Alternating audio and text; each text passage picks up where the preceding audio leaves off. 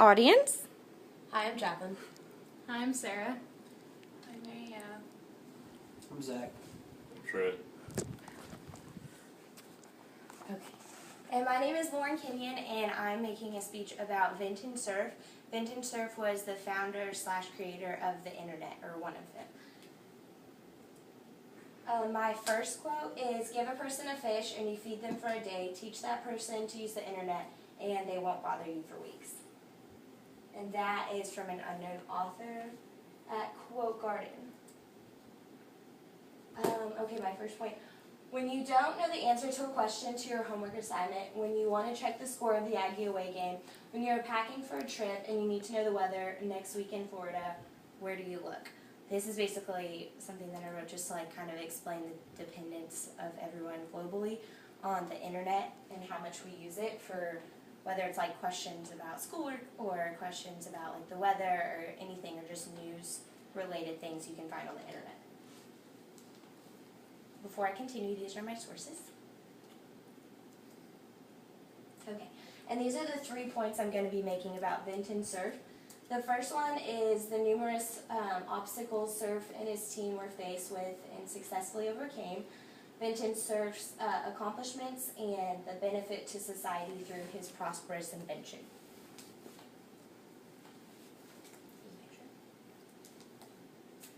His obstacles, the major project Vinton Cerf and his partner Robert Kahn, who he met at his university during his college years, who worked with him while he was beginning his stages in creating the internet. That's who he worked with for a few years before they actually created it and it became global.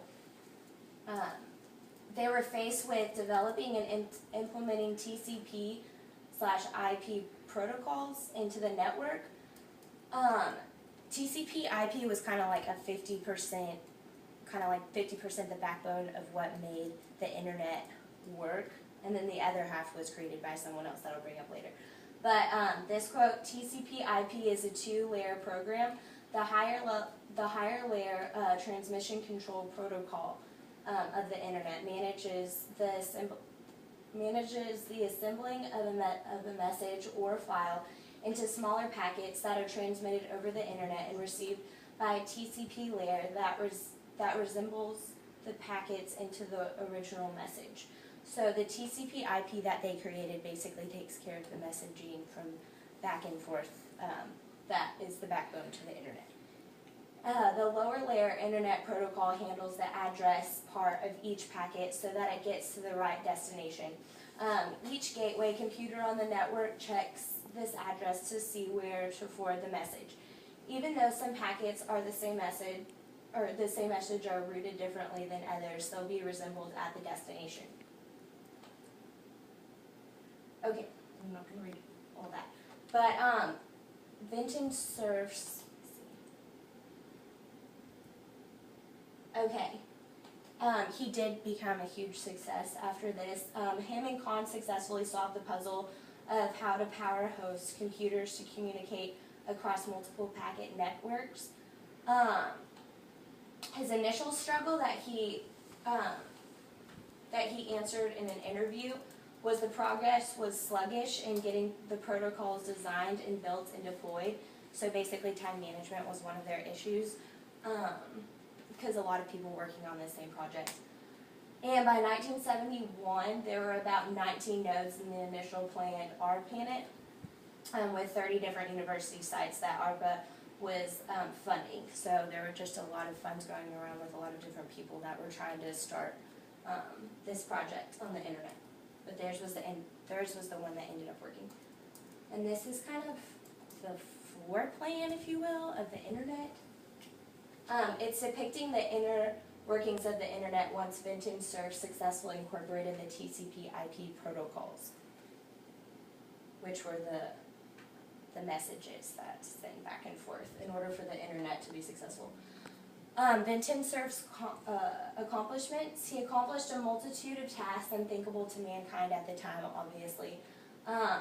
After the computers were created in the 1950s, nobody really thought of a global, connection, such as the internet, for people to be able to look at websites or communicate globally, until Vinton Cerf and his partner started that whenever they were in college. He's widely known as the father of the internet. He's the co-designer, along with Robert Kahn, his partner, of TCP/IP protocols that underlies the workings of the internet. He led the development of the internet-related data packet and security technologies.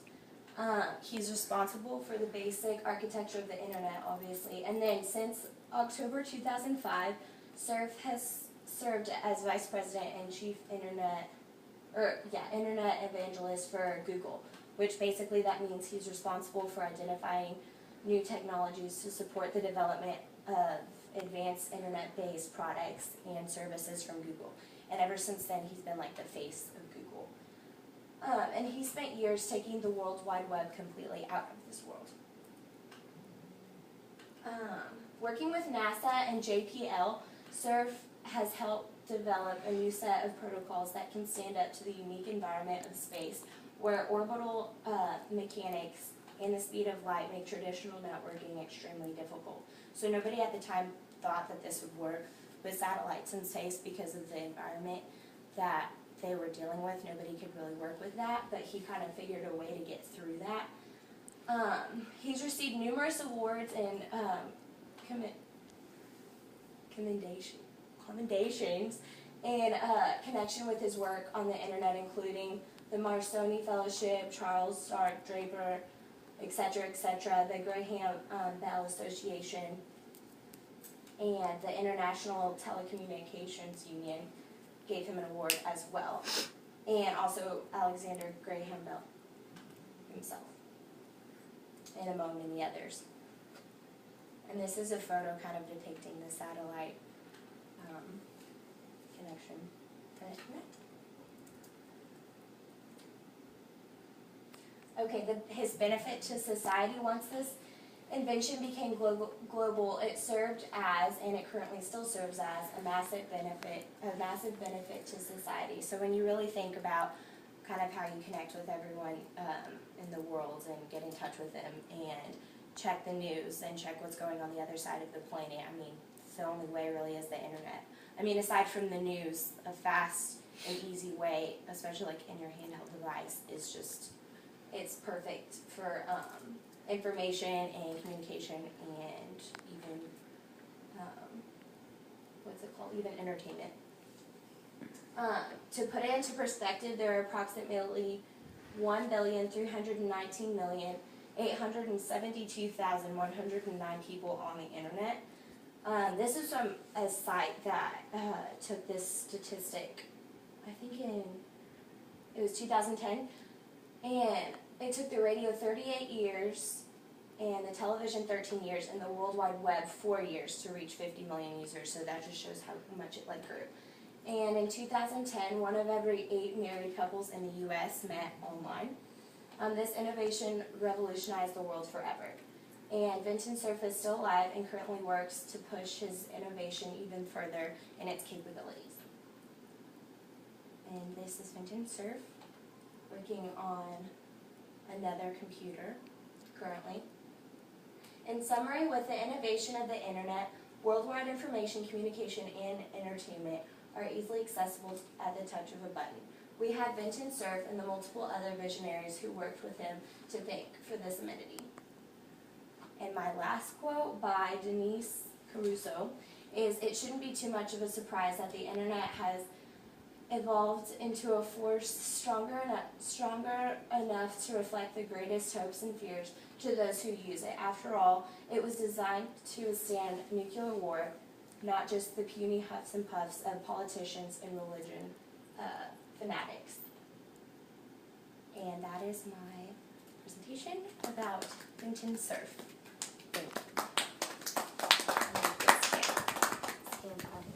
Sorry.